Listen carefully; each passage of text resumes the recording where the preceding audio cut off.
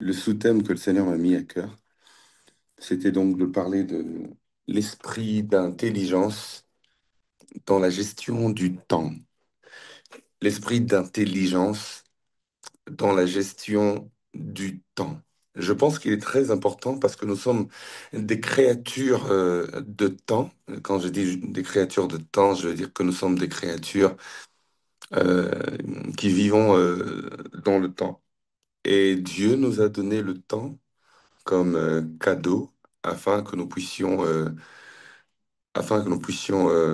l'utiliser pour notre bien. Dieu lui-même, euh, qui vit en dehors du temps, a besoin tout de même du temps pour faire du bien à l'homme. Le quatrième jour, il a créé les luminaires, la lune, le soleil et les étoiles. Le but déclare pour marquer les temps, pour marquer les saisons. Et voilà, à partir de ce moment-là, l'homme a été créé le sixième jour, donc le temps avait été créé avant l'homme.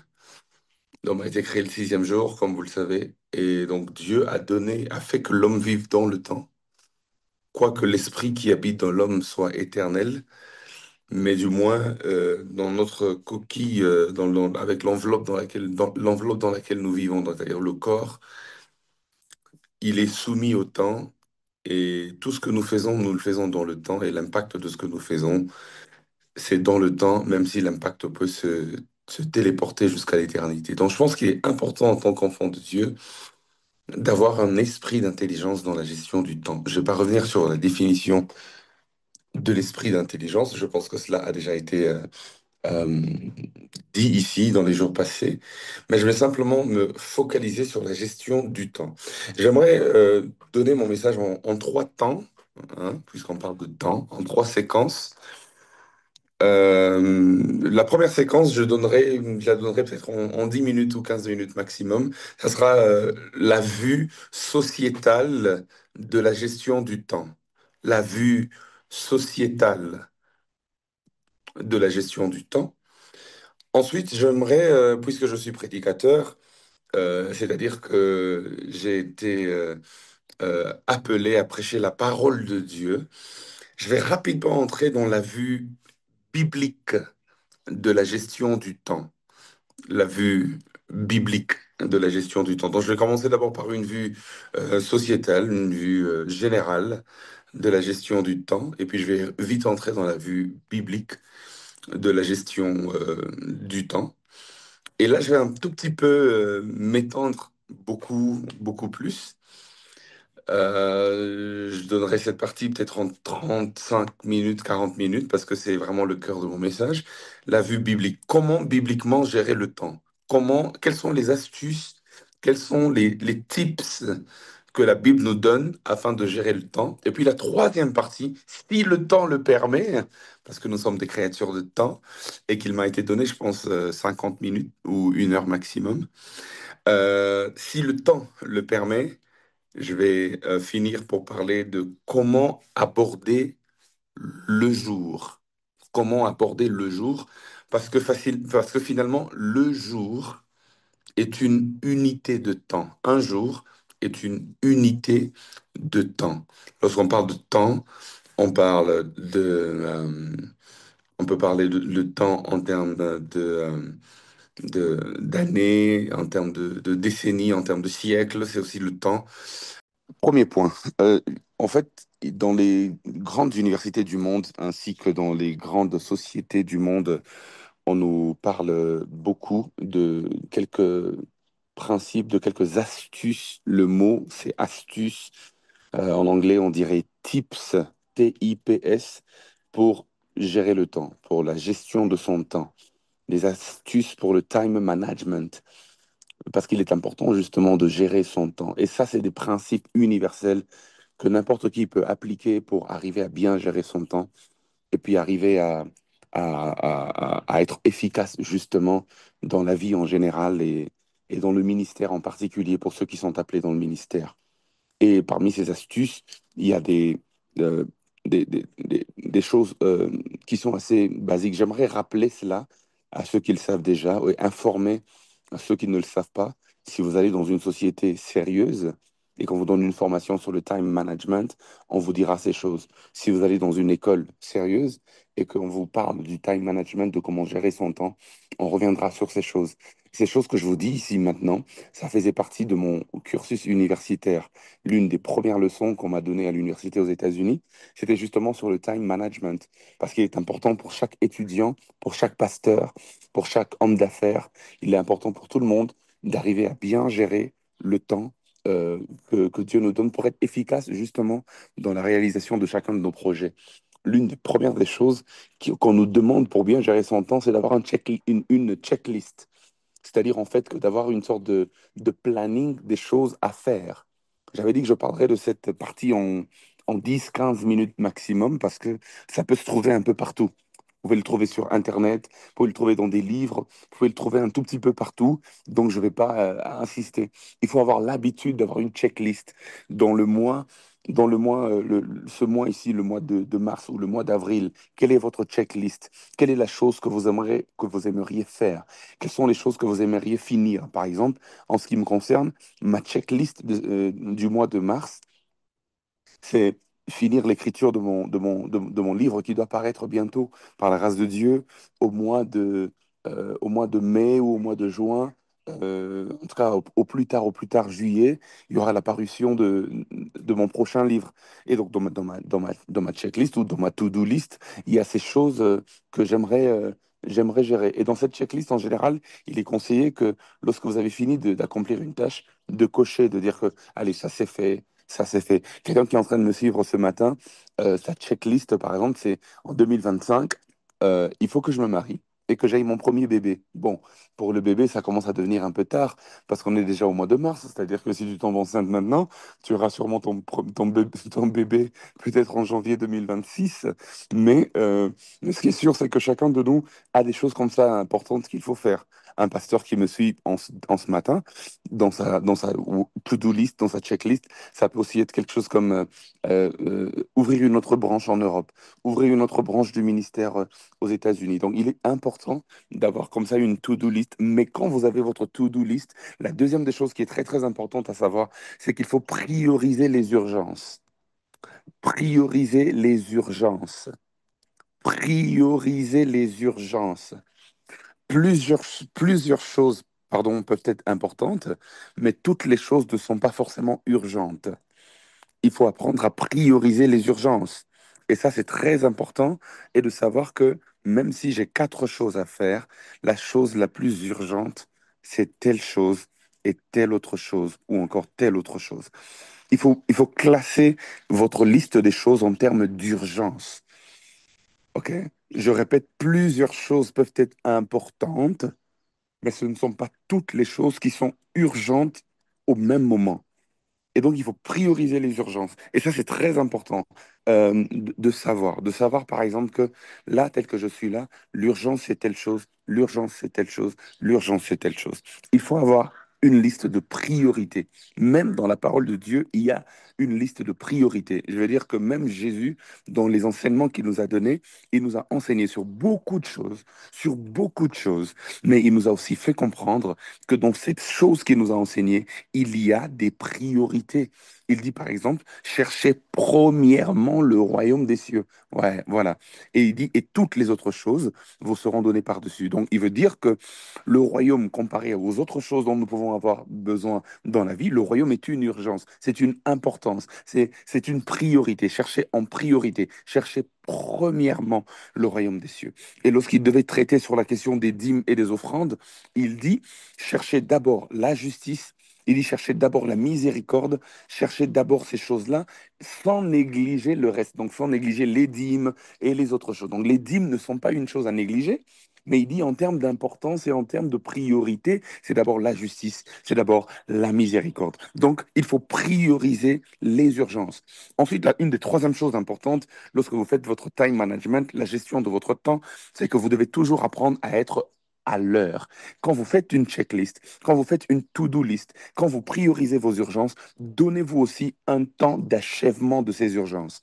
Vous vous dites par exemple que pour la rédaction de mon livre, j'aimerais la finir en 2 semaines. OK? Jusqu'à la fin du mois, par exemple. Et dès qu'on arrive en avril, on passe à autre chose. Je passe à une autre chose. Si vous n'avez pas de temps, si vous ne vous donnez pas de temps par rapport à chacun de ces éléments, vous allez tirer toutes les choses en longueur.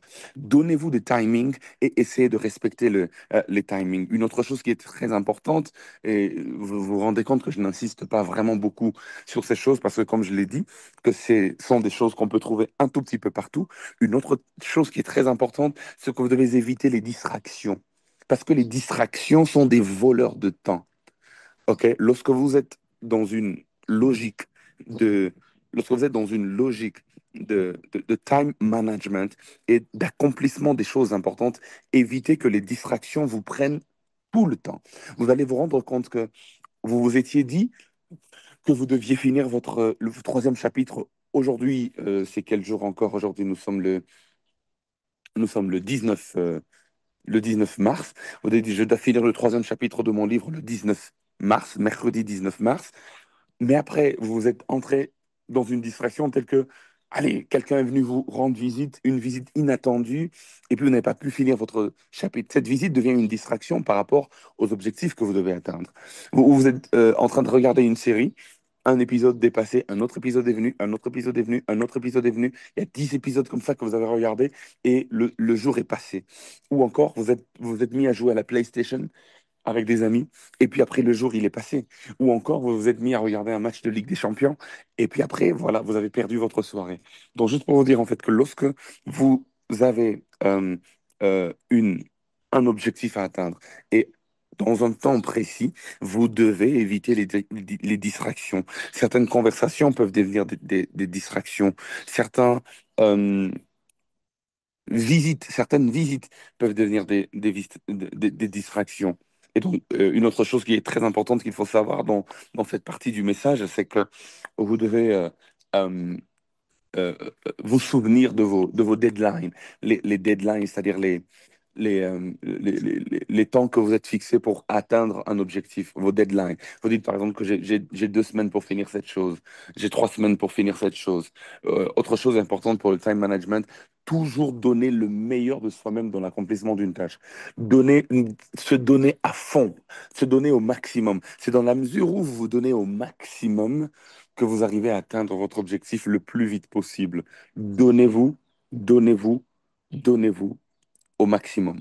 En termes d'objectifs à atteindre, vous devez apprendre à mettre de vous fixer des objectifs à long terme, de vous fixer des objectifs à moyen terme, de vous fixer des objectifs à court terme. C'est très important. Et une dernière chose, avant d'aller dans mon deuxième point, c'est que si vous voulez avoir l'esprit d'intelligence pour la gestion du temps, vous devez aussi apprendre à dire non. N-O-N. N-O-N. Dites non à tout ce qui vient voler votre temps. Dites non à tout ce qui vient voler votre temps. J'insiste, dites apprendre à dire non. Apprendre à dire non à cette réunion qui est improvisée mais qui n'est pas très importante. Apprendre à dire non à une visite ou à un appel qui peut vous prendre 1 heure ou 2 heures ou 3 heures de temps au téléphone en train de parler de quoi? En train de faire du Congo-ça, comme on dit en Afrique centrale. En Afrique de l'Ouest, on dit quoi? On dit, bon, bref, en train de faire du Congo, ça. C'est-à-dire en train de, aller de parler des choses vraiment qui sont pas très importantes, qui concernent d'autres personnes. Ah, affairage, voilà, Péré, Papatoya, voilà. Papatoya pendant 3 heures de temps au téléphone, Béré, voilà, affairage, tout ça là. Donc voilà, tout ça là, il faut apprendre à dire non à ça lorsque vous voulez gérer votre temps. Apprendre à dire non. Apprendre à dire non. Celui qui ne sait pas dire non, c'est quelqu'un, premièrement, qui n'a pas du caractère, qui n'a pas du caractère. Même mon petit enfant sait dire non. Il a 3 ans. À chaque fois, je dis, Éloi, viens, va manger. Et s'il veut pas, il va dire non. Voilà. Il faut apprendre à dire non lorsque tu veux pas, lorsque tu veux gérer ton temps. Apprendre à dire non pour se concentrer sur les choses les plus importantes. Mais j'aimerais rapidement passer à mon deuxième point. Et sur ce deuxième point, je vais prendre un peu plus de temps et là, j'ai fini la vue générale sur la gestion du temps, la vue sociétale sur la gestion du temps. Quelqu'un a dit, j'espère que mon épouse est en ligne et en train d'écouter. Maman, épouse de mon frère. J'espère que vous êtes en train d'écouter afin de mieux gérer votre temps, éliminer les distractions. Et j'aimerais passer sur la vue biblique de la gestion du temps. Et je pense que lorsque le bishop, mon bishop Jacques Amessan, m'a invité dans ce forum, il m'a invité particulièrement pour la vue biblique sur la gestion du temps parce que il m'a invité en tant que prédicateur, il m'a invité en en tant qu'enseignant de la parole. Voilà, c'est cela mon ministère principal, enseignant de la parole.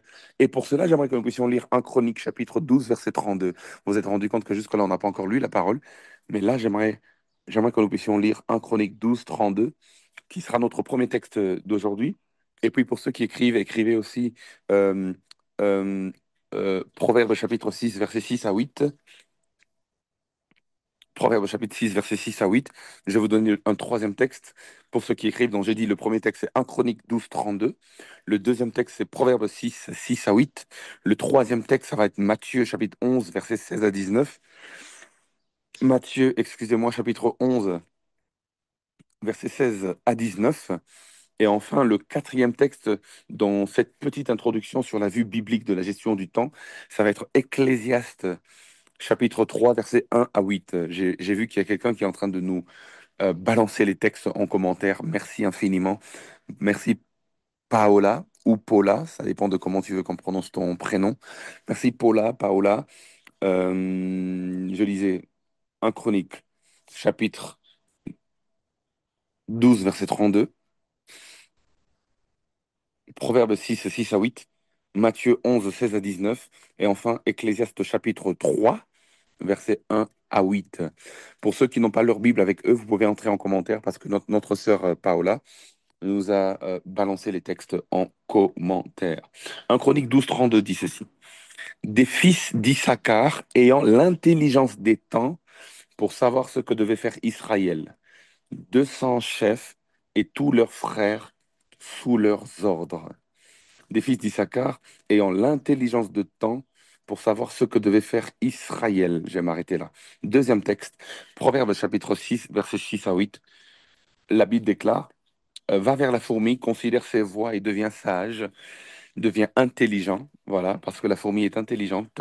Elle n'a ni chef, ni inspecteur, ni maître. Mais regardez ce qu'elle fait. Elle prépare en été sa nourriture.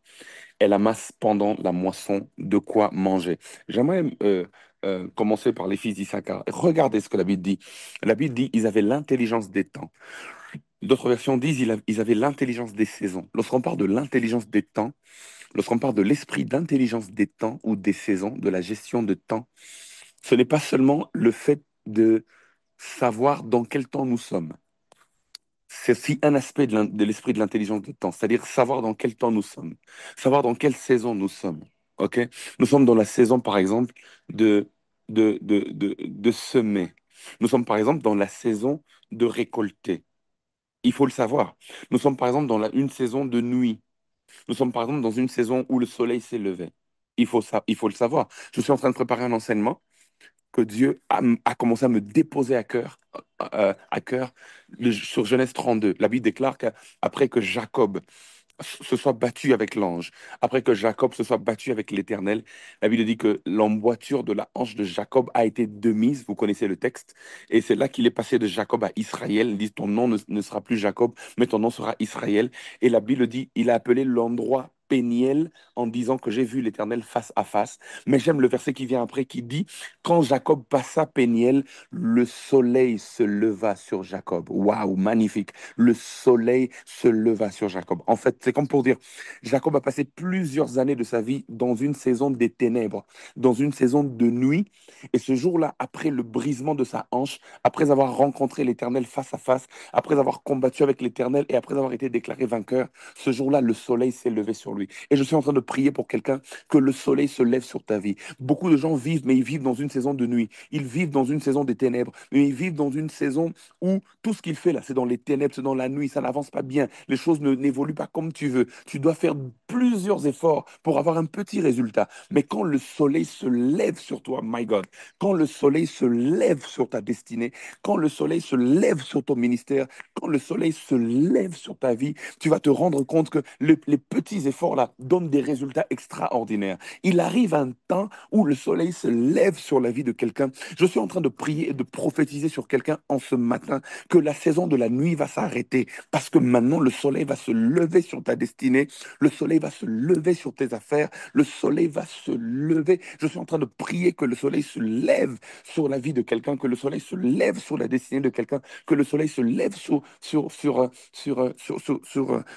sur le ministère de quelqu'un. Et la Bible déclare, le soleil s'est levé sur Jacob. Le soleil s'est levé sur Jacob. Et il faut connaître les saisons. Il y a les saisons de nuit, mais la Bible déclare, les ténèbres ne régneront pas toujours. C'est-à-dire qu'il arrivera un moment où le soleil de justice va se lever. Et les fils d'Issachar avaient l'intelligence des temps. Ils savent que ça, c'est le temps de semer, ça, c'est le temps de récolter, ça, c'est le temps de pleurer, et ça, c'est le temps de se réjouir. Donc, ce n'est pas n'importe quand qu'on peut faire n'importe quoi. Il y a des temps spécifiques pour des choses spécifiques. Il y a des temps spécifiques pour des actions spécifiques. Mais la deuxième des choses sur l'intelligence des temps qu'ils avaient, la Bible déclare, ils avaient l'intelligence des temps, c'est-à-dire non seulement pour comprendre les saisons dans lesquelles Israël se trouvait, mais la Bible dit une chose très importante, et ça j'ai beaucoup aimé. Pour ceux qui m'écrivent, pour ceux qui me suivent, à partir de ce moment, suivez-moi avec toute attention. La Bible dit, ils avaient l'intelligence des temps. Pourquoi? Pour savoir ce que devait faire Israël. Ah, ah. Waouh. Mhm. Ils avaient l'intelligence des temps pour savoir ce que devait faire Israël. En d'autres termes, ce n'est pas n'importe quoi qu'on fait n'importe quand. Je répète, ce n'est pas n'importe quoi qu'on fait n'importe quand. Il y a des saisons où même si tu sèmes, ça ne va pas produire. Parce que ce n'est pas la saison de semer, je répète. Ce n'est pas n'importe quoi qu'on fait n'importe quand. Il savait que dans le temps dans lequel on est ici, voici ce que Israël doit faire. Voici ce que la nation doit faire. Voici ce que l'Église doit faire. Voici ce que... Il y a des activités qui sont appropriées pour une saison donnée. Je répète, c'est- comme pour dire, la gestion du temps, c'est aussi la gestion des activités qui entrent dans le calcul de Dieu pour ce temps-là. La gestion du temps, c'est pas la gestion de la montre d'abord, parce que lorsqu'on parle du temps, les hommes du monde, les gens du monde, lorsqu'on parle du temps, ils regardent la montre. Il est 12 heures, il est 14 heures, il est 16 heures, c'est ça le temps pour eux. Un temps chronos, un temps linéaire, un temps qui court d'un point vers un autre point. Oui, ça c'est une gestion. Il y a une gestion aussi pour ce temps-là. Et je vais revenir sur ça peut-être vers la fin de mon message. Mais la gestion du temps, lorsqu'on parle de la gestion du temps dans la parole, c'est la gestion des saisons, la gestion des époques, la gestion des moments. C'est-à-dire, il y a des moments où il y a des actions qui sont appropriées à ces moments-là. OK? C'est-à-dire qu'on peut être dans une gestion, c'est pas une gestion de la montre, c'est gestion des saisons, c'est gestion des activités correspondantes à une saison. Quelqu'un est en train de me comprendre. C'est ce que dit la parole de Dieu. La parole de Dieu est en train de dire qu'ils avaient l'intelligence des temps pour savoir, waouh, j'aime ça, pour savoir ce que devait faire Israël. Donc il y a des choses qu'Israël ne pouvait pas faire dans certaines saisons. Il y a des choses qu'Israël ne pouvait pas faire dans certaines saisons. Et la Bible va même plus loin. La Bible nous ramène dans ce qui est dans ce qui est plus petit, dans l'un des insectes les plus petits, dans l'un des animaux les plus petits. La Bible dit, va vers la fourmi, va vers la fourmi, considère ses voies et deviens sage. Va vers la fourmi parce qu'elle a des choses à t'enseigner. Et qu'est-ce que la fourmi doit enseigner? La Bible dit, la fourmi n'a pas de chef, elle n'a pas d'inspecteur, elle n'a pas de maître, mais elle sait gérer son temps. Elle prépare en été sa nourriture. La fourmi sait que ça, c'est l'été. Et puisque c'est l'été, c'est-à-dire que c'est la saison de la préparation de la nourriture. Ce n'est pas la saison de manger bêtement la nourriture, là. Ce n'est pas la saison d'épuiser le stock de nourriture. En été, si tu épuises le stock de nourriture, tu mourras de faim en hiver. La fourmi le sait. Il sait qu'en hiver, je ne peux pas sortir parce que si je sors avec le froid de l'hiver, je mourrai. La fourmi sait que dans le froid de l'hiver, si elle sort, puisqu'elle n'a pas de couverture, elle n'a pas de manteau, elle n'a pas tout ça, elle va mourir, le froid va la tuer. Alors, qu'est-ce que la fourmi fait quand c'est l'été, quand c'est le moment de sortir? Elle fait des stocks de nourriture. L'activité qui est appropriée pour la fourmi en été, c'est de faire des stocks de nourriture. Tu manges un peu, tu gardes un peu. Tu manges un peu, tu gardes un peu. La fourmi mange un peu en été, elle garde un peu. Elle garde un peu. Et quand l'hiver vient, elle ne meurt pas de faim. Elle s'enferme quelque part et elle ne meurt pas de faim parce qu'elle mange la nourriture qu'elle a emmagasinée en été. C'est-à-dire en fait qu'il y a une saison pour emmagasiner, il y a une saison pour manger. Il y a une saison pour faire des provisions. Il y a une saison pour manger. Est-ce que je peux aller plus loin? Ah, je sens que j'ai envie d'enseigner ce matin. Est-ce que je peux aller plus loin? Donne-moi un amen en commentaire et je vais foncer. Même Joseph avait cette intelligence des temps par rapport aux saisons. Il y a une saison pour emmagasiner et il y a une saison pour la consommation. Malheureusement, nous sommes dans une génération de consommateurs. On aime tout consommer maintenant. C'est pour cela que il arrive des saisons où on meurt de faim. Joseph en Égypte avait cette intelligence de la fourmi. Joseph dit qu'il y aura 7 années de vaches grasses et il y aura 7 années de vaches maigres. Ça, c'est la révélation. La révélation lui a dit qu'il y aura 7 années de vaches grasses et il y aura 7 années de vaches maigres. Ça, c'est la révélation. Et là, il a interprété le rêve de Pharaon. Mais maintenant, regardez l'esprit d'intelligence.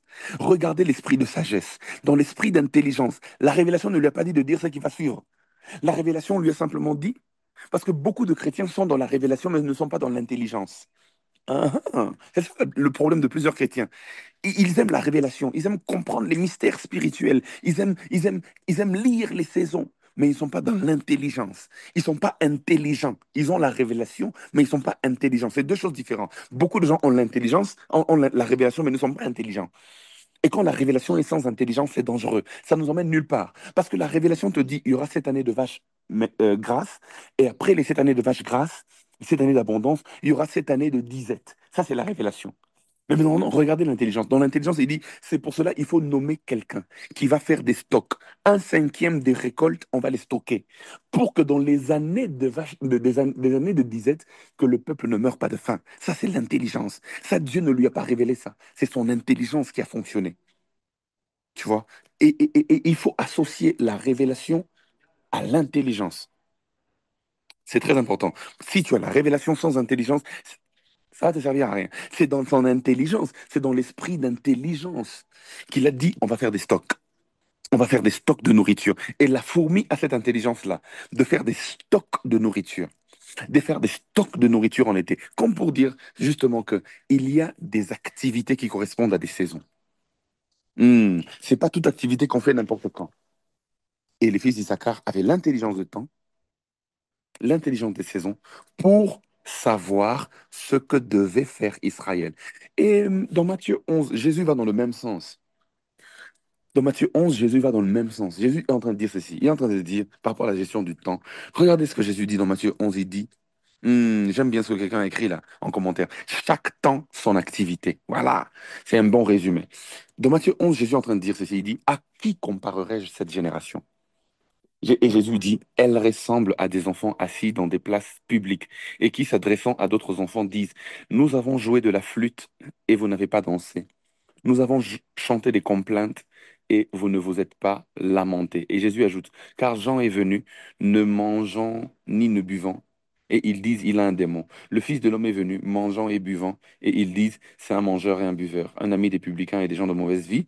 Mais j'aime la fin qui dit, mais la sagesse a été justifiée par ses œuvres. La sagesse a été justifiée par ses œuvres. La sagesse a été justifiée par ses œuvres. Il dit, nous avons joué de la flûte et vous n'avez pas dansé. Ce qui veut dire qu'en fait, lorsqu'on joue de la flûte, l'activité qu'on attend, c'est la danse. Il dit, nous avons chanté des complaintes et vous ne vous êtes pas lamentés. Lorsqu'on chante des complaintes, l'activité qu'on attend, c'est la lamentation. Donc il y a des activités qui correspondent à des saisons. Dans la saison des flûtes, l'activité qui correspond, c'est la danse. Dans la saison des complaintes, l'activité qui correspond, c'est les lamentations. Donc, on peut dire que Jésus dit, il y a des activités qui correspondent. Et c'est pour cela que les gens se demandent, mais on a joué de la flûte, vous n'avez pas dansé, vous n'avez pas dansé. On a chanté des complaintes et vous ne vous êtes pas lamenté. En fait, vous n'appliquez pas les activités correspondantes aux saisons données. À chaque saison, son activité.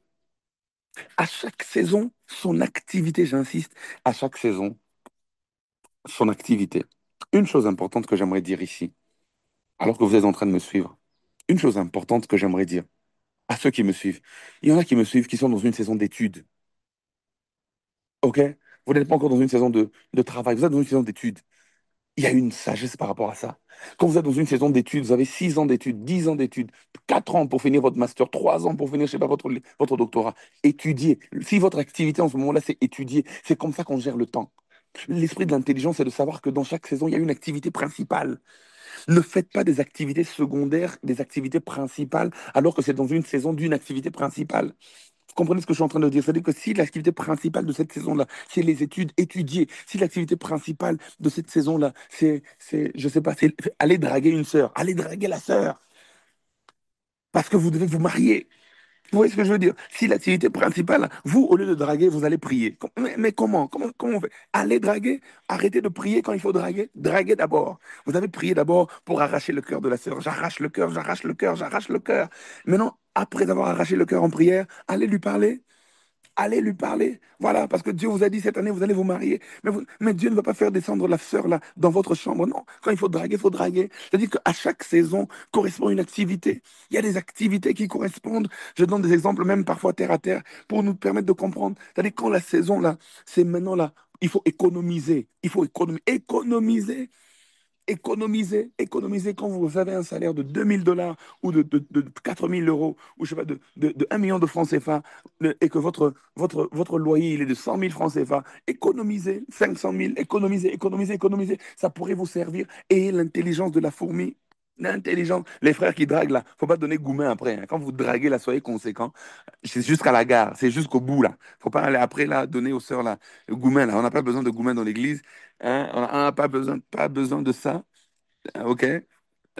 On n'a pas besoin de ça. Donc, quand vous êtes dragué, il faut aller être conséquent. Dieu m'a dit, c'est toi. Et puis après, il va dire, Dieu m'a dit, c'est pas toi. Non, non, frère, soyez sérieux. Soyez sérieux. Donc, bref, à chaque saison, il y a son activité qui correspond. Et ça, c'est très important. Gérer le temps. Et avant de passer à mon prochain point, j'aimerais faire un petit résumé pour vous dire ceci. Gérer le temps, c'est bien gérer le temps, c'est connaître les activités qui correspondent à la saison. Je suis en train de parler à quelqu'un.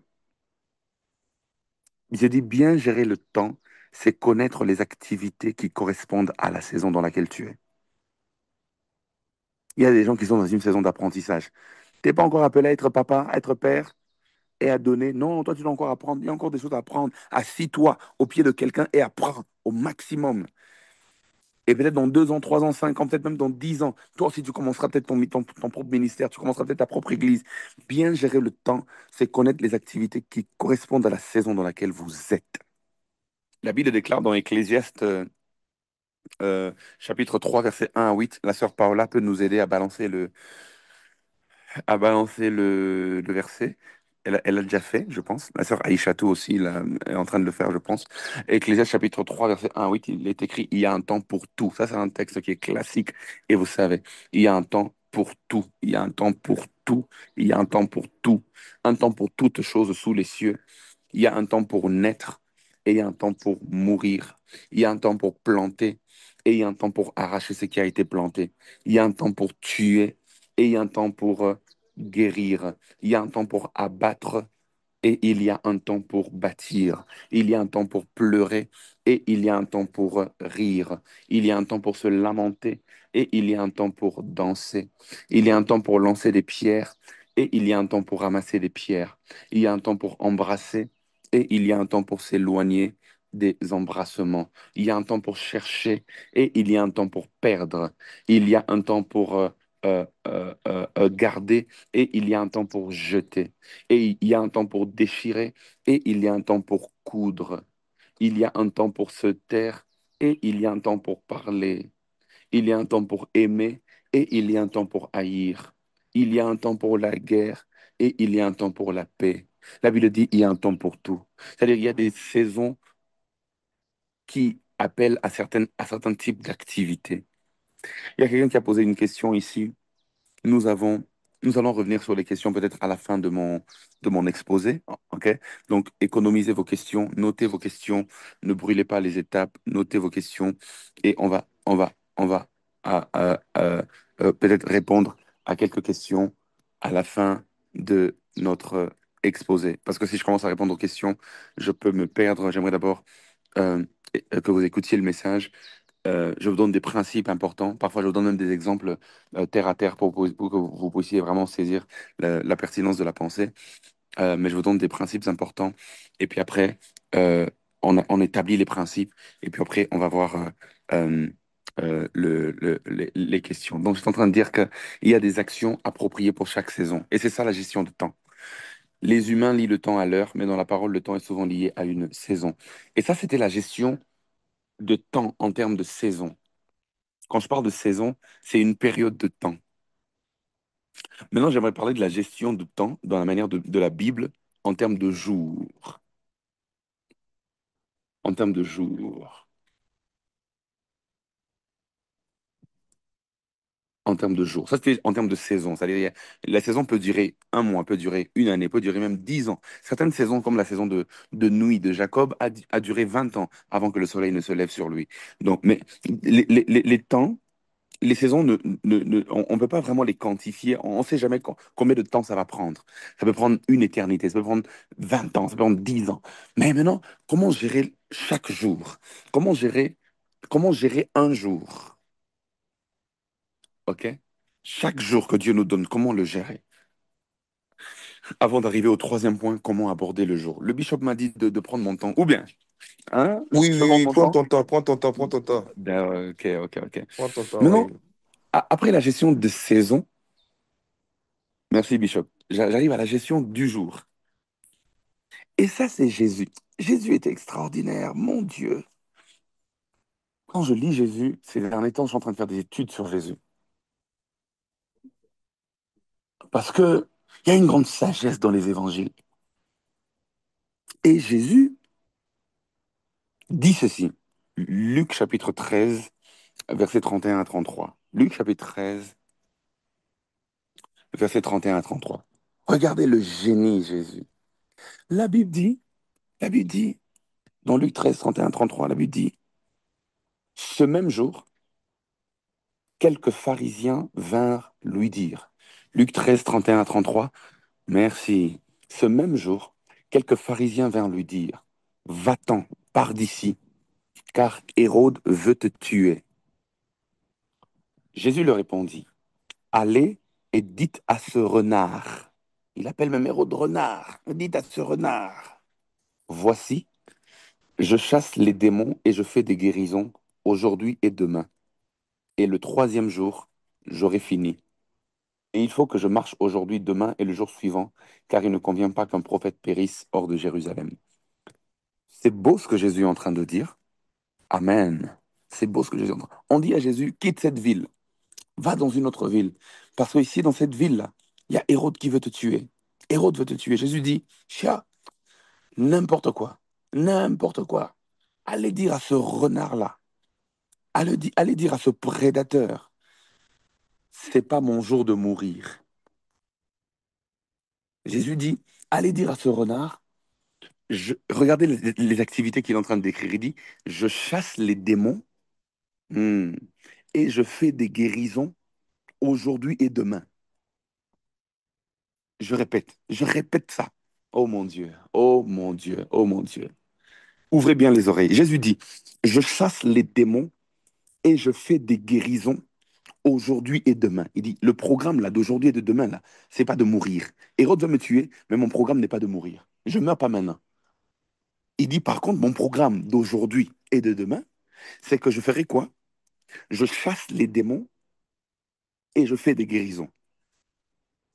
Et puis il dit, mais après ça, je vais rentrer à Jérusalem parce qu'un prophète ne peut pas mourir hors de Jérusalem. Je dois mourir à Jérusalem.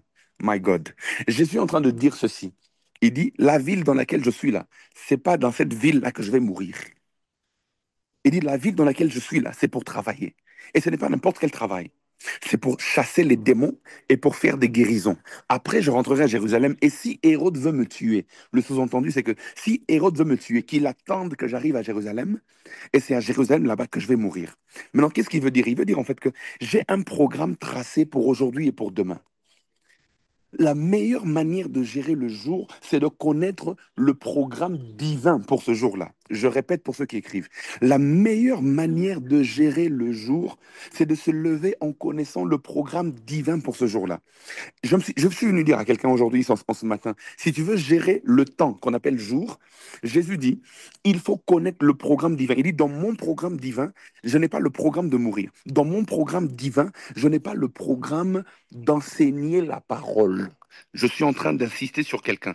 Dans le programme divin de Jésus ce jour-là, c'était même pas pour enseigner la parole. C'était même pas pour donner des biens aux pauvres. Il dit son programme, c'est un, chasser les démons, deux, opérer des guérisons. C'était clair. Chaque jour doit avoir un programme divin. Chaque jour, et je vais vous le prouver dans à la fin de mon message, vous allez comprendre. Pour mieux gérer un jour, il faut connaître le programme de ce jour-là. Malheureusement, la plupart d'entre nous, on se lève, on aborde le jour sans connaître le programme divin de ce jour-là. On fait n'importe quoi, n'importe quand. Jésus dit, le programme, il est bien tracé. Je dois chasser les démons et opérer des guérisons. Il dit pas, je vais enseigner la parole. Il dit pas, je vais enseigner les principes du royaume. Il y a des jours où, quand il s'est levé, c'était pour enseigner des principes du royaume. Et parfois, il enseignait des principes du royaume pendant 2 jours, pendant 3 jours, pendant 4 jours. Jésus avait plusieurs casquettes, mais ce n'est pas parce que tu as plusieurs casquettes que tu dois opérer dans toutes les casquettes chaque jour. Je répète cela. Et je répète cela particulièrement pour ceux à qui Dieu a donné plusieurs dons, plusieurs casquettes. En même temps, tu es chantre, en même temps, tu es prédicateur, en même temps, tu es écrivain, en même temps, tu es homme d'affaires, en même temps, tu es ceci, en même temps, tu es cela, en même temps, tu es celui, tu es chasseur des démons, tu es guérisseur des malades, tu es enseignant de la parole, tu es, je ne sais pas quoi, politicien, tu es... Il y a beaucoup de gens à qui Dieu a donné beaucoup de casquettes, qui a donné beaucoup de dons. Mais ce n'est pas parce que tu as beaucoup de casquettes que tu dois utiliser toutes les casquettes tous les jours. Il y a des jours particuliers pour des casquettes données. Comment tu... on me pose souvent la question, on me dit, pasteur, comment tu as plusieurs casquettes? Comment tu fais pour opérer comme chantre, pour opérer comme pasteur, pour opérer comme enseignant, pour opérer comme coach, pour opérer comme... parce que je suis aussi coach en développement personnel. Comment tu fais pour opérer comme... Chaque jour, il y a un programme divin. Et par rapport au programme divin, il y a un aspect de moi qui doit se manifester en ce jour-là. Mhm. Jésus savait, il dit que aujourd'hui et demain, je chasse les démons. Il y a des jours où quand tu viens me consulter, tu dis, pasteur, j'ai un problème spirituel, je vais te dire, attends mercredi. Mhm. Viens mercredi, viens jeudi, viens demain, passe demain au bureau là. C'est demain au bureau que je traite les problèmes spirituels. C'est-à-dire qu'en fait, chaque jour doit avoir un programme. Il y a des jours où Dieu t'appelle pour faire une chose. Ne confonds pas les choses. Sinon, tu risques d'être très occupé à faire beaucoup de choses, mais finalement à ne jamais être productif dans l'un ou l'autre domaine de ta vie. C'est très important de connaître le programme divin de chaque jour. Tu te lèves le matin pour dire, Seigneur, qu'est-ce que je dois accomplir aujourd'hui? Et le Seigneur, le Père, a parlé au Fils pour dire, aujourd'hui et demain, tu dois chasser les démons et tu dois faire des guérisons. Même si Hérode veut te tuer là, c'est pas dans ton programme. Et j'aimerais donner une bonne nouvelle à quelqu'un. Lorsqu'il y a un programme de Dieu, un agenda des activités pour chaque jour, la mort ne peut pas venir te visiter durant ces jours-là. Il est interdit à la mort de te visiter dans des jours de productivité. Je répète, il est interdit à la mort de te visiter dans tes jours de productivité. Je répète encore pour quelqu'un qui me suit, Hérode ne peut pas te toucher dans tes jours de productivité. Hérode ne peut pas te tuer dans tes jours de productivité. Hérode ne peut pas te tuer dans tes jours de... Le programme divin est autre. Le programme divin, c'était autre chose. Le programme divin, ce n'était pas qu'il meure aujourd'hui ou demain. Dans tes jours de productivité, quand tu marches selon le calendrier divin, la mort est loin de toi. La mort est loin de toi. La mort est loin de toi. Et Jésus savait cela. Quand on parle de la gestion du temps, l'accent n'est pas mis sur le temps lui-même, mais sur la tâche à accomplir dans le temps qui nous est imparti. J'aimerais le répéter. Quand on parle de la gestion du temps, l'accent n'est pas mis sur le temps lui-même, mais sur la tâche à accomplir dans le temps qui nous est imparti. Je répète une troisième fois. Quand on parle de la gestion du temps, l'accent n'est pas mis sur le temps lui-même, mais sur la tâche à accomplir dans le temps qui nous est imparti. C'est valable pour les saisons, c'est valable même pour le jour. Jésus connaissait son programme, sa tâche à accomplir pour chaque jour. Une gestion de temps efficace, dans ce texte de Matthieu, de Luc 13, une gestion de temps efficace passe par une connaissance du programme divin pour chaque jour.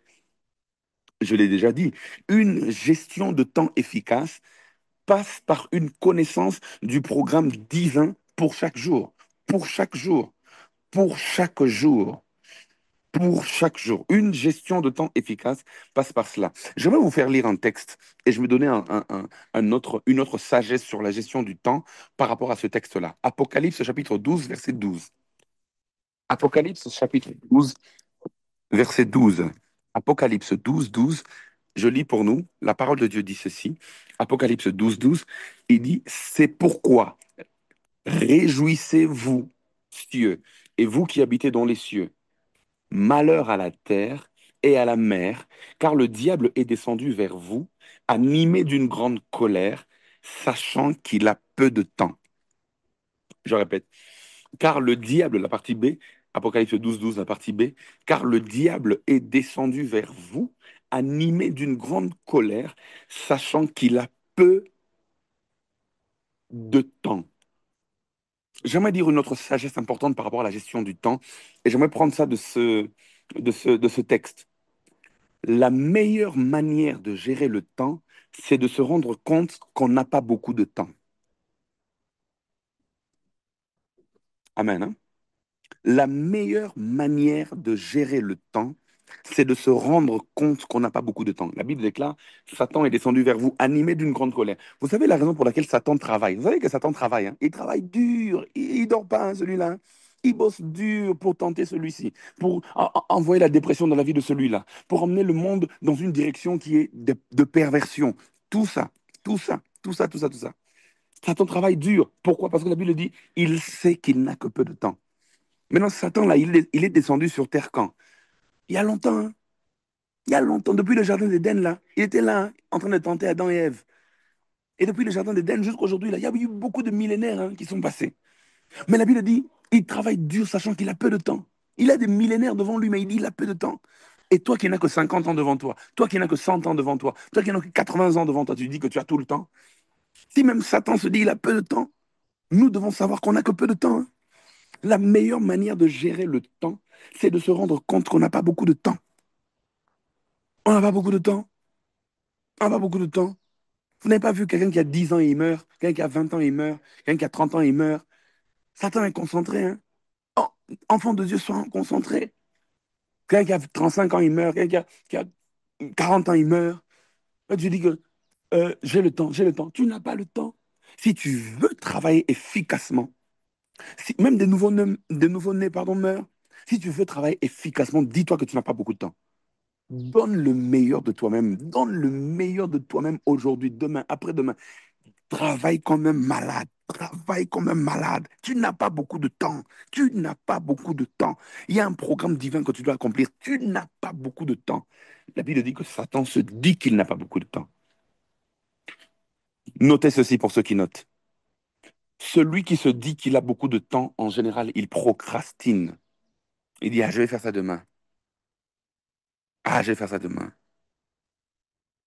Ah, je vais faire ça demain.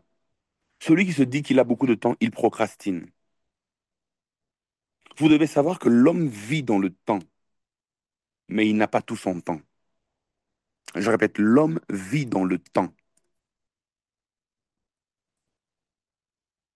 mais il n'a pas tout son temps. Le temps est le plus grand capital humain. On peut te voler l'argent, l'argent peut revenir. Hein? On peut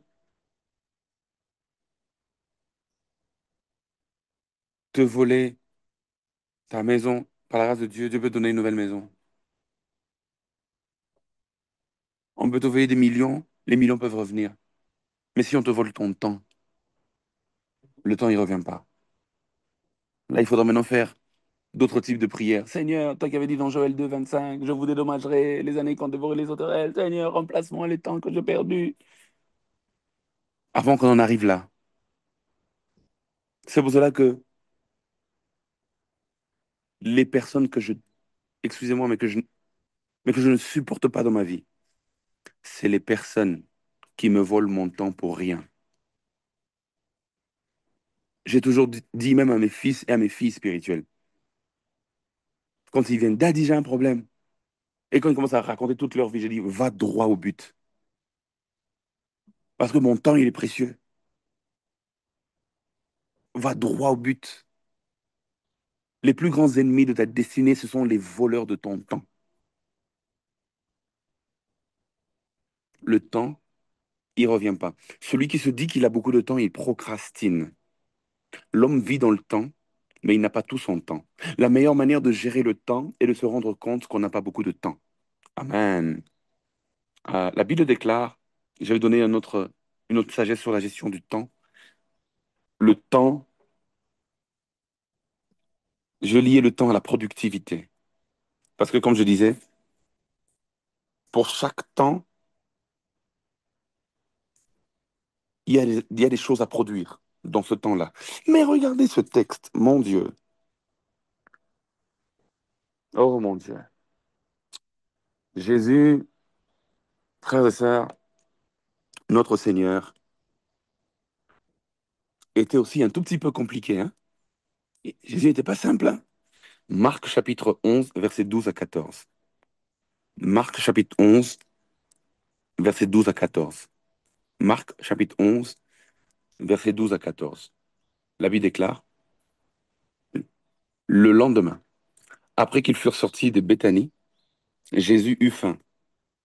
Apercevant de loin un figuier qui avait des feuilles, il alla voir s'il y trouverait quelque chose, et s'en étant approché, il ne trouva que des feuilles, car ce n'était pas la saison des figues. Prenant la parole, il lui dit, que jamais personne ne mange de ton fruit, et ses disciples l'entendirent. J'aimerais vous donner une fausse idée sur le temps ou même sur les saisons. Une fausse idée qu'il faut bannir.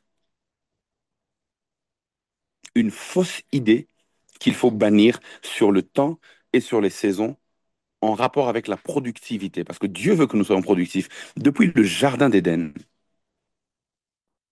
quand il a créé Adam et Ève, il a dit soyez féconds. Soyez féconds veut simplement dire produisez des fruits.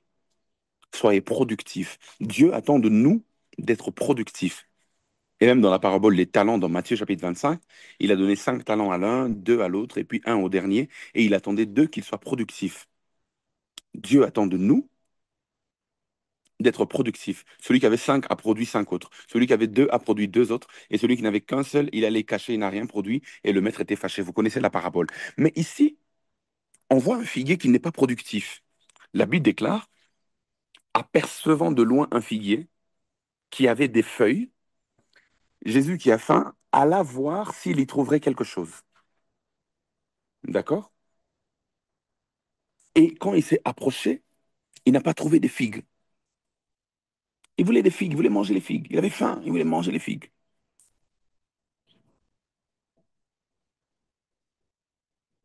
Mais la Bible dit, il n'a trouvé rien, il n'a pas trouvé de fruits, il n'a trouvé que des feuilles. Et Jésus maudit le figuier. Il dit, plus personne ne mangera de ton fruit.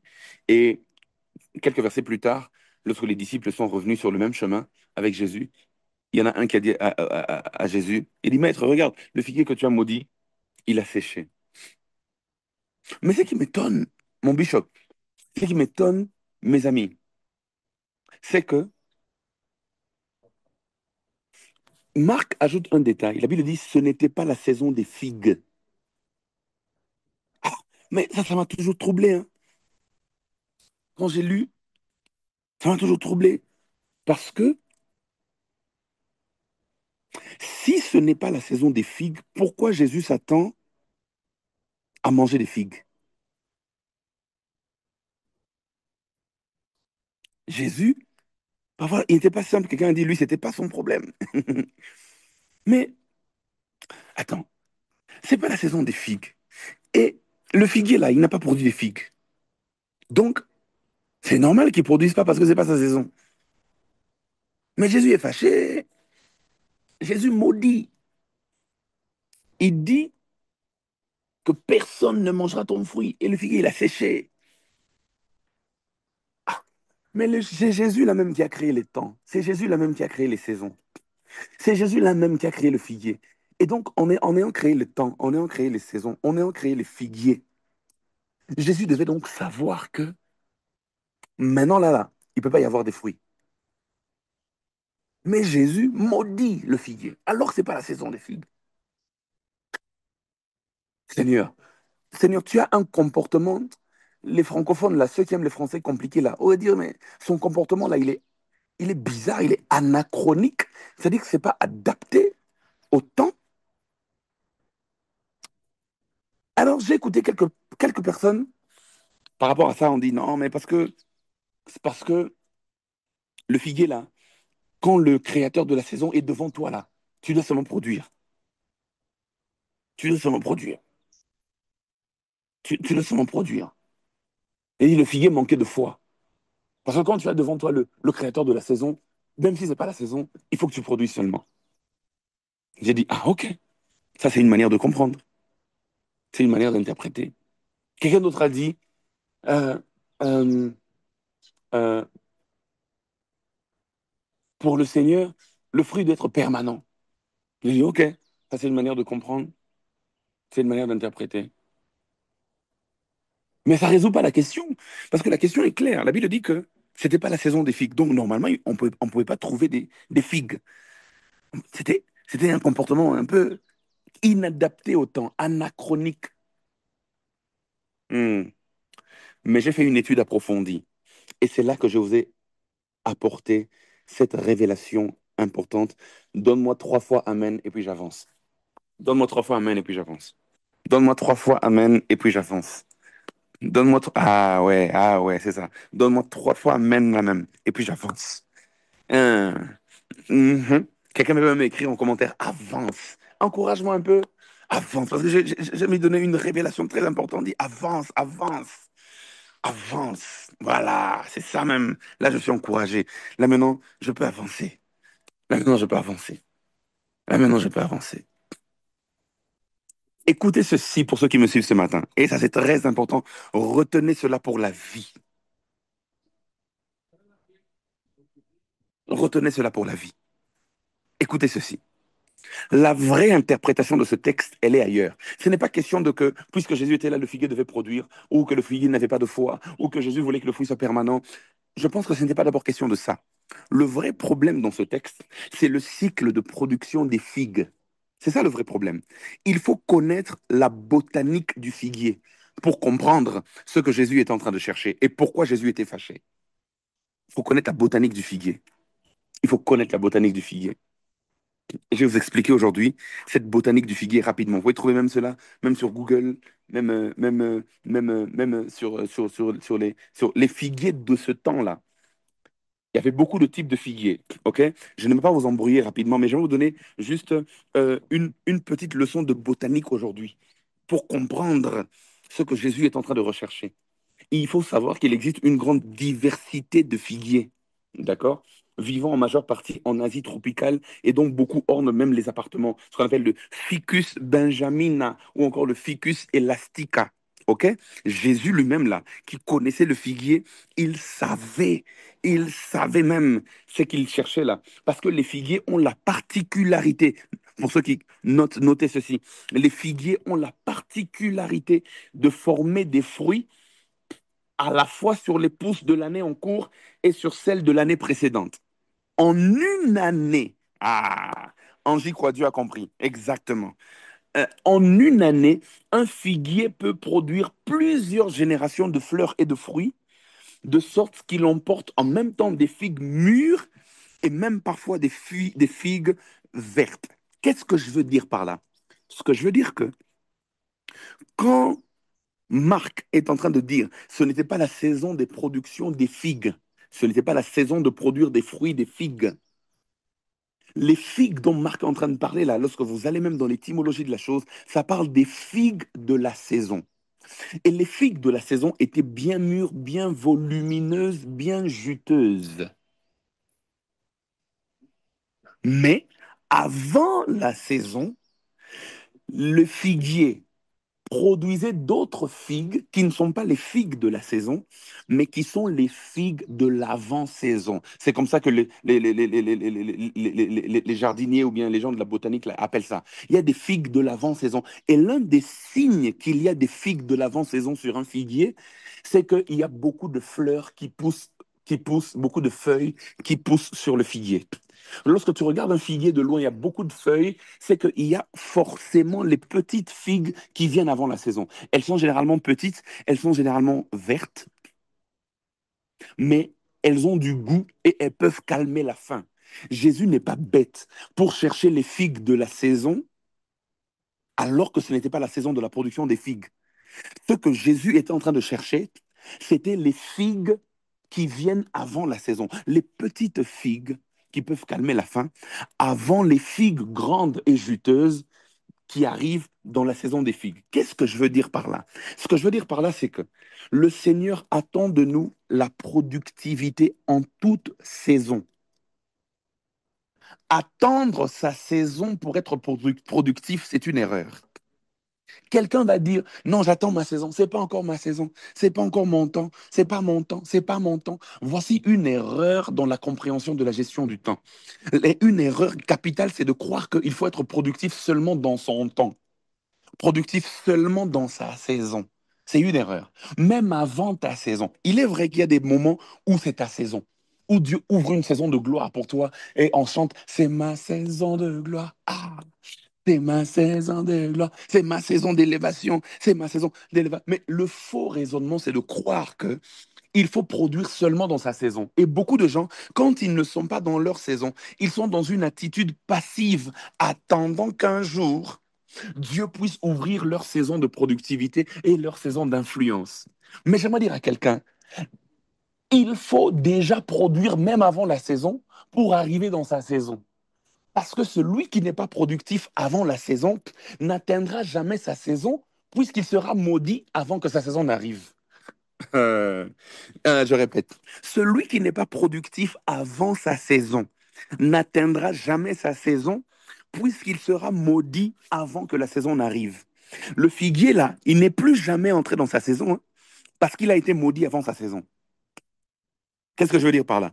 Lorsque le Seigneur vient évaluer quelqu'un, il ne vient pas évaluer seulement dans ta saison. Le Seigneur évalue même quand tu n'es pas encore dans ta saison. Le Seigneur veut voir des fruits de l'avant-saison avant qu'il ne t'emmène dans ta saison. Il est écrit dans la parole de Dieu que celui qui est fidèle dans les petites choses, c'est celui-là que le Seigneur va emmener dans les grandes choses. Les grandes choses, c'est la saison. Les grandes choses, c'est ton moment de saison. C'est ta saison de gloire, ta saison de richesse, de visitation. Mais avant cette saison des grandes choses, il y a la saison des petites choses. Avant les figues juteuses, il y a les petites figues vertes que Jésus veut quand même voir. Et si Jésus ne voit pas les petites figues vertes, il n'y aura jamais des figues juteuses sur ton arbre parce que tu risques d'être maudit. La productivité ne dépend pas de saison. Tu dois être productif en toute saison, même dans une saison qui n'est pas ta saison, tu dois être productif. Paul disait à Timothée que le temps soit favorable ou non, prêche l'évangile. C'est-à-dire, sois productif. Le temps favorable, c'est la saison. Le temps qui n'est pas favorable, ce n'est pas la saison. Mais même si ce n'est pas la saison, Paul dit produit. Tu n'auras pas les résultats de la saison. Tu auras des petits résultats, mais Dieu vient évaluer les petits résultats. Avant de t'emmener dans les grands résultats, il évalue les petits résultats. Et quand il ne voit pas les petits résultats, il s'énerve et il maudit. In and out of season, you gotta produce. Un peu d'anglais. Anglais sur nous maintenant. Yeah. J'ai dit, quelqu'un dit in and out of season, you have to produce. Avant ou pendant la saison, il faut que tu produises. Regardez quelqu'un qui connaissait ces choses. Regardez quelqu'un, deux personnes dans la Bible avaient cette intelligence-là. Premièrement, Joseph. Quand est-ce que la saison de Joseph a commencé en Égypte? La vraie saison de Joseph, elle a commencé quand? Elle a commencé quand il a interprété le songe de Pharaon et il est devenu gouverneur en Égypte. Il est entré dans une saison de gloire. Gouverneur en Égypte, on peut dire que c'est la saison de Joseph. Il a interprété les rêves de Pharaon. Il a interprété le songe de Pharaon. Mais avant cette saison-là, dans la prison, Le panetier est venu vers lui, les chansons est venu vers lui. Il a aussi interprété leurs songes dans la prison. Dans la prison, c'est loin des regards.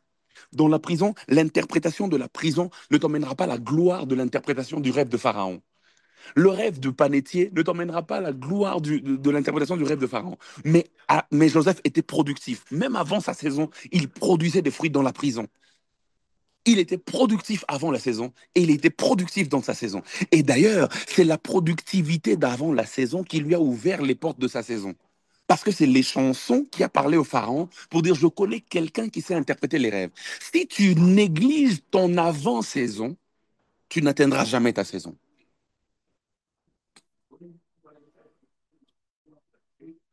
Je dis, si tu négliges ton avant-saison, tu n'atteindras jamais ta saison. Il faut être productif avant la saison. Aujourd'hui, tu prêches devant une personne, devant deux personnes seulement. Mais tu es productif. Tu es productif. Tu es productif. Aujourd'hui, sur Zoom, je prêche devant plus de 1000 personnes. La Bible, même pas la Bible, là. Je vois les statistiques là en bas là. Ça dit 1000 participants, un cas participant. C'est-à-dire qu'il y a plus de 1000 personnes qui sont en train de me suivre. Mais il y a 10 ans, il y a 20 ans, quand je prêchais, parfois je prêchais devant 5 personnes, 2 personnes, une personne. Les révélations que je donne aujourd'hui là, je les avais depuis. Les petits commencements là, ne néglige pas. Même quand il y a pas beaucoup de gens, travaille avant ta saison. Et quand ta saison arrivera là, tu travailleras dans ta saison.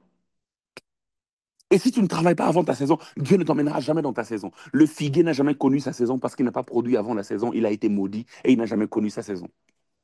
Le Seigneur est venu pour, quand Dieu veut évaluer, il n'évalue pas que dans la saison, il évalue aussi avant la saison. C'est-à-dire qu'une fausse erreur, une erreur, pardon, un faux raisonnement, c'est de penser que je dois attendre le temps favorable pour produire. La gestion du temps veut dire que même avant le temps favorable, il faut être productif. La deuxième personne, c'est David. David, sa saison a commencé quand? On peut dire que la grande saison de sa vie a commencé quand il a tué Goliath. Il a tué Goliath. Et puis la saison a changé. Les femmes ont commencé à chanter. Saül a tué ses milliers. David a tué ses 10 milliers. Sa saison a changé. Mais David lui-même dit, avant cette saison-là, derrière les brebis là de son père, loin des regards, quand l'ours venait, il tuait l'ours. Quand le lion venait, il tuait le lion. Le guerrier en David était productif avant même que Goliath n'arrive. Et quand tu es fidèle dans les petites choses, quand tu produis avant la saison, devant Goliath aussi tu produiras.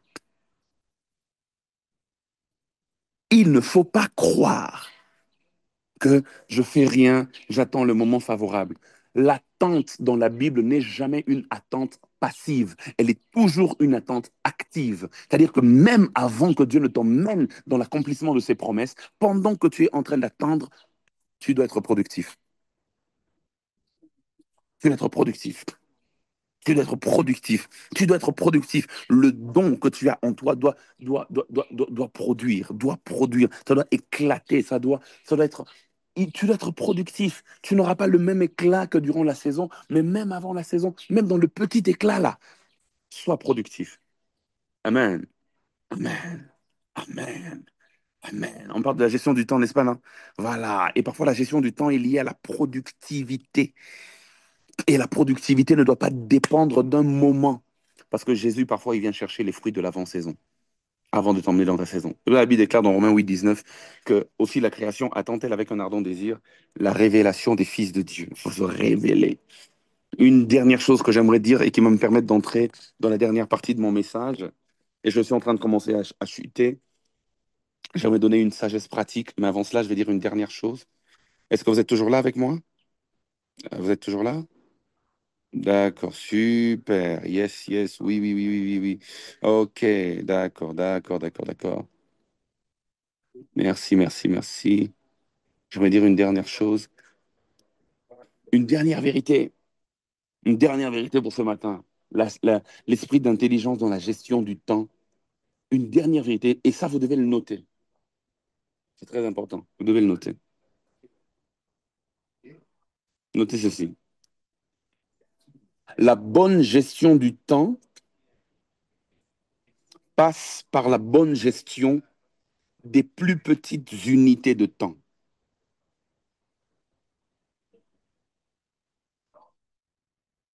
Je répète. La bonne gestion du temps passe par la bonne gestion des plus petites unités de temps.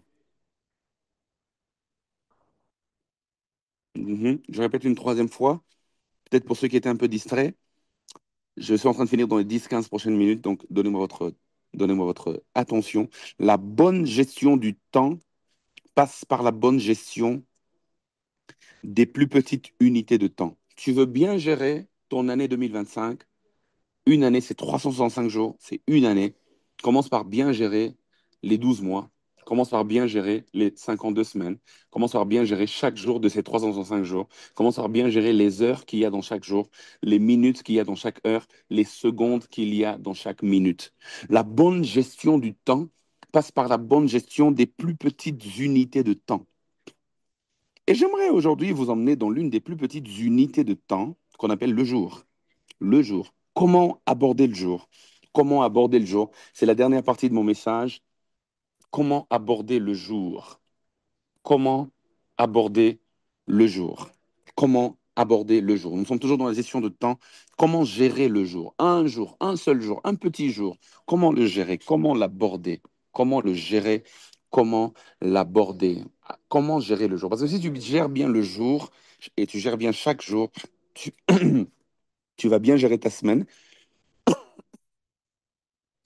Et finalement, tu vas bien gérer ton mois, et finalement, tu vas bien gérer ton année, tu vas bien gérer ton lustre. Vous connaissez un lustre, n'est-ce pas? C'est un ensemble de 5 années. Quand on fait 5 ans, ça s'appelle un lustre. Et tu vas bien gérer ta décennie. La décennie, c'est un ensemble de 10 années. Tu vas bien gérer ton siècle, finalement, hein. Euh, euh, Et parce que le siècle, c'est un ensemble de 100 années. Donc, pour gérer 100 années, il faut gérer 10 années. Ton cinquantenaire, même avant d'arriver au siècle. Pour gérer 100 années, il faut gérer 50 années, d'abord.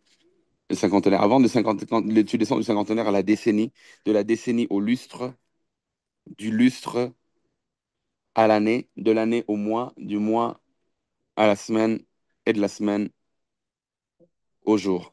D'accord? Mais commençons par le jour, parce que la Bible parle beaucoup de jour. Comment aborder le jour? Comment bien gérer le jour?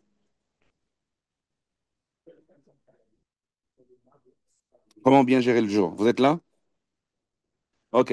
Je vais rapidement balayer ça parce que il me reste pas beaucoup de temps et je dois rapidement aussi entrer dans un autre programme, hein. C'est toujours la bonne gestion de temps. Premièrement, il faut dire qu'il y a deux erreurs à éviter. La première des choses qu'il faut éviter lorsqu'on parle de la gestion de temps et surtout de la gestion du jour, de comment aborder le jour, la première erreur à éviter, c'est de vivre dans le passé. Vivre dans le passé est une erreur. Le passé, il est passé. Quand tu regardes au passé et que tu vis trop dans le passé, tu fais une grande erreur. Ce sont les nostalgiques qui majoritairement vivent dans le passé. Vivre dans le passé empêche de vivre les bontés journalières. Ça, c'est la première erreur qu'il faut éviter. Ésaïe chapitre 43, verset 19 dit, ne vous souvenez plus des événements passés. Ne vous souvenez plus des événements passés. Ne vous souvenez plus des événements passés. Vivre dans le passé est une grande erreur. Ne vous souvenez plus des événements passés. D'accord? Vivre dans le passé.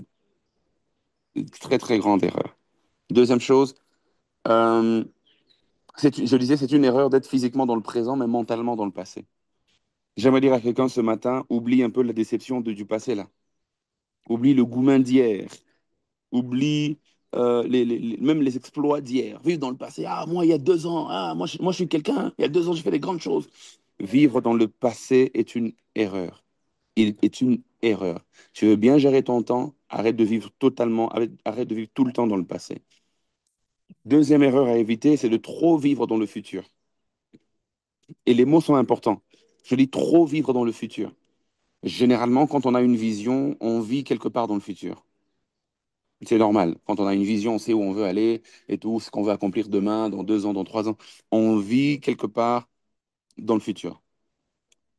Mais le piège de ceux qui vivent dans le futur est de reporter son bonheur à demain.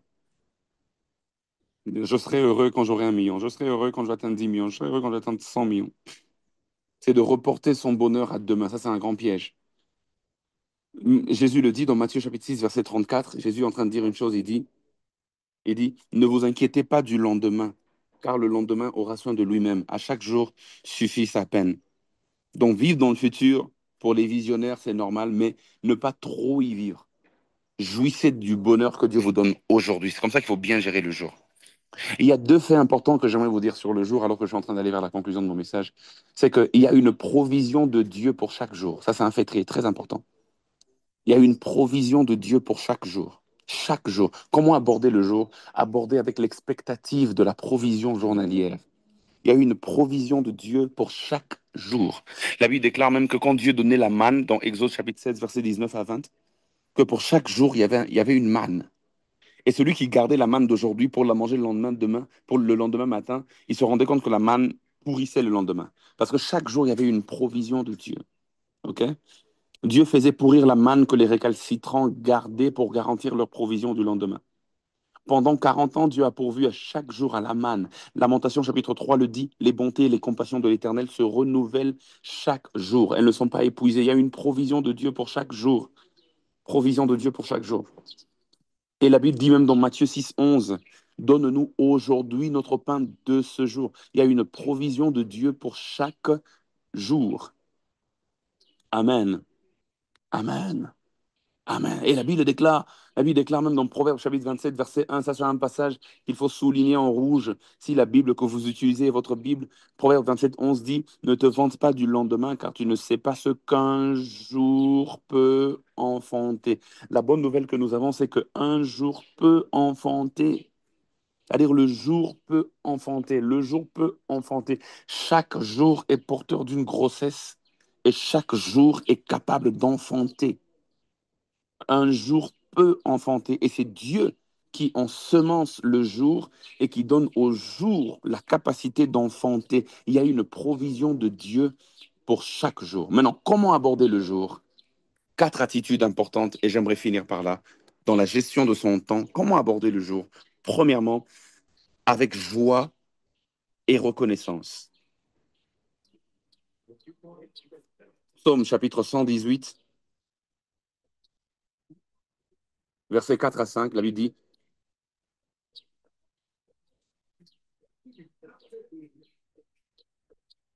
premièrement, je dis avec joie et reconnaissance. Que ceux qui craignent l'Éternel disent, car sa miséricorde durera toujours.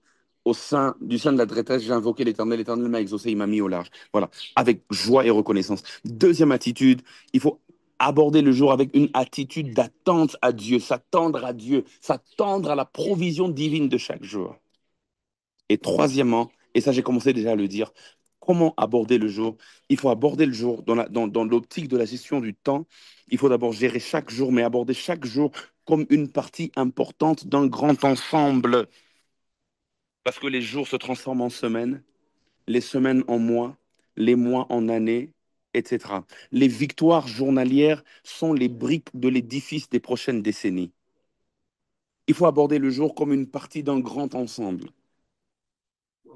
Pour un étudiant qui fait 4 ans pour avoir son diplôme, les 4 ans, c'était d'abord chaque jour, et puis après, c'est devenu 4 années. Il faut aborder le jour comme une partie d'un grand ensemble. Et enfin, dernière chose, et je finis par là pour ce matin, comment aborder le jour? Il faut aborder le jour, et là, je vais donner une révélation très importante. Écoute-moi très bien, je finis par là. Il faut aborder le jour en disant qu'un jour peut influencer une année. Je le répète, un jour peut influencer une année. Et j'aimerais que vous notiez ce passage de la Bible et que vous méditiez sur ça. Nombre chapitre 14, verset 34. Nombre 14, 34. Je finis par là. Nombre 14, 34. Mon dernier texte que je vais lire, c'est celui-là. Nombre 14, 34. Regardez ce qui est écrit dans Nombre 14, 34. Il est écrit, de même que vous avez mis 40 jours à explorer le pays, vous porterez la peine de vos iniquités pendant 40 ans. Une année pour chaque jour. C'est fort. La Bible déclare, parce que pendant 40 ans, ils ont exploré le pays et ils ont désobéi à Dieu en apportant un rapport qui n'a pas plu à Dieu. Dieu dit, de la même manière que vous avez passé 40 jours à explorer le pays, vous allez errer dans le désert pendant 40 ans. Et Dieu ajoute, il dit, soit une année pour un jour. Vous savez pourquoi ils ont fait 40 ans dans le désert? Ils ont fait 40 ans dans le désert parce que pendant 40 jours, ils ont exploré le pays et ils ont mené un rapport que Dieu n'avait pas, qui n'avait pas plu à Dieu. Et Dieu dit, puisque 40 jours, vous avez fait ce que je n'ai pas voulu, je vous punis pendant 40 ans, soit un jour pour une année. En d'autres termes, s'ils avaient exploré le pays pendant 50 jours, Dieu les aurait punis pendant 50 ans. S'ils avaient exploré le pays pendant 10 jours, Dieu les aurait punis pendant 10 ans. S'ils avaient exploré le pays pendant 15 jours, Dieu les aurait punis pour 15 ans. Parce qu'il dit un jour pour une année. Comme pour dire que ce que tu fais en un jour peut influencer une année de ta vie. Israël a fait 40 ans dans le désert parce qu'ils ont mal négocié 40 jours. Un jour peut ouvrir soit un cycle de bonheur pour une année, un jour peut aussi ouvrir soit un cycle de malheur pour une année. C'est-à-dire il faut aborder le jour avec responsabilité. Dieu dit un jour influence une année. Est-ce que vous savez que ce que vous faites aujourd'hui peut ouvrir un cycle d'une année, soit de malheur, soit de bonheur, soit de désert, soit de gloire, soit de terre promise. Parce que le jour influence l'année. Un jour a la capacité d'influencer une année. Comment bien gérer son temps? C'est en gérant bien son jour. Comment bien gérer son année? C'est en gérant bien son jour, en gérant bien les plus petites unités de temps, en sachant que les plus petites unités de temps peuvent influencer les plus grandes unités de temps. Que Dieu vous bénisse, que Dieu vous garde et que Dieu nous donne la sagesse de la gestion du temps. Au nom de Jésus-Christ, quelqu'un m'aide à dire Amen. J'aimerais faire une prière pour nous, si vous êtes d'accord avec moi. Bishop, comment ça se passe en ce moment? Je fais une prière ou bien? Oui, bien sûr, bien sûr, bien sûr. Vas-y, vas-y. D'accord, je vais faire une prière pour nous. Amen. Seigneur, merci pour ta grâce ce matin que tu as répandu avec abondance. Merci pour les révélations que tu nous as données en ce jour. Je suis en train de prier pour mes frères, mes sœurs de partout dans le monde, en Asie, en Amérique, en Afrique, en Europe, en Océanie, peu importe où ils se trouvent. Seigneur, je suis en train de prier au nom de Jésus. Donne-nous l'esprit d'intelligence pour savoir gérer notre temps. On a dit beaucoup de choses aujourd'hui, mais que ton esprit nous aide à ressasser ces choses, à les reméditer et à faire d'eux des principes importants qui vont gouverner notre vie. Donne-nous la sagesse de gérer les temps, les saisons. Donne-nous la sagesse de connaître la sensibilité de connaître les activités qu'il faut et qui correspondent à chaque saison de nos vies. Donne-nous la sagesse de comprendre le programme divin pour chaque jour et donne-nous la sagesse de bien gérer le jour, le jour, le jour, parce que nous savons qu'un jour peut influencer une année et même au-delà. Père, donne-nous cette sagesse au nom de Jésus, j'ai ainsi prié. Le peuple de Dieu m'aide à dire 3 fois Amen, Amen, Amen, Amen, Amen, Amen. Amen, Amen. Amen. Amen. Merci. Que Dieu vous bénisse.